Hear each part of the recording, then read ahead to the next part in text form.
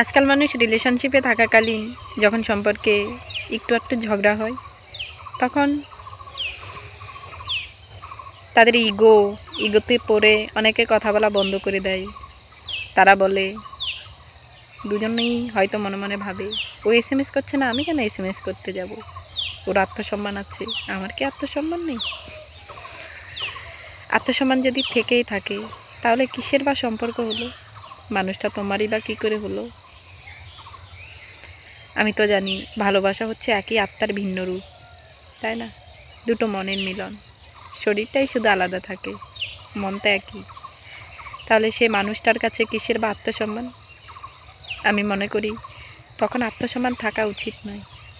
কারণ মানুষটা তোমার, তার রাগ ভাঙানো, তার অভিমান ভাঙানো তোমার দায়িত্ব। তোমার আত্মসম্মান তখনই থাকা উচিত যখন মানুষটা তোমাকে ছেড়ে চলে যাবে। মানুষটা যদিও বা তোমাকে ছেড়ে চলে যায়, তাকে কি হয়তো একজনা ছেড়ে চলে যায়, দুজনা তো আর একসঙ্গে ছেড়ে চলে যায় না। তখন সেই দ্বিতীয় ব্যক্তির কাছে কি এত সহজে মেনে নেওয়া যায়? সে মেনে নিতে পারে না। আমাদের ভাই বোন যখন কোনো খারাপ পথে পরিচালিত হয়, আমরা কি তাকে প্রথমবারেই ছেড়ে দিই? না, ছেড়ে দিই না। আমরা প্রথমে তাকে বোঝানোর চেষ্টা করি। তারপরে যখন আমরা বোঝাতে ব্যর্থ হই, আমরা বোঝাতে পারি না তাকে, তখন তাকে তার মতো ছেড়ে দিই।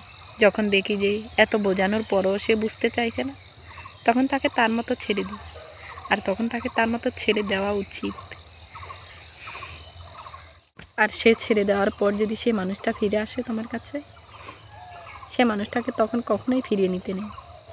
কারণ সে মানুষটা তোমার থেকে বেটার ভেবে ওই মানুষটার কাছে চলে গিয়েছে। আর চলে যাওয়ার পর যখন দেখেছে তোমার মতো আর কাউকে সে কখনো পায়নি, আর এটা অনুভব করতে পেরেছে তোমার মতো কাউকে সে কখনো পাবে না, তখন তাকে ফিরিয়ে নিতে নেই, তখন আত্মসম্মান দেখাতে হয়।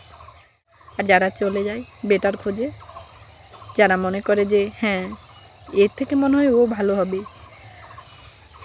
তারা কখনো একজনে আসক্ত থাকতে পারে না।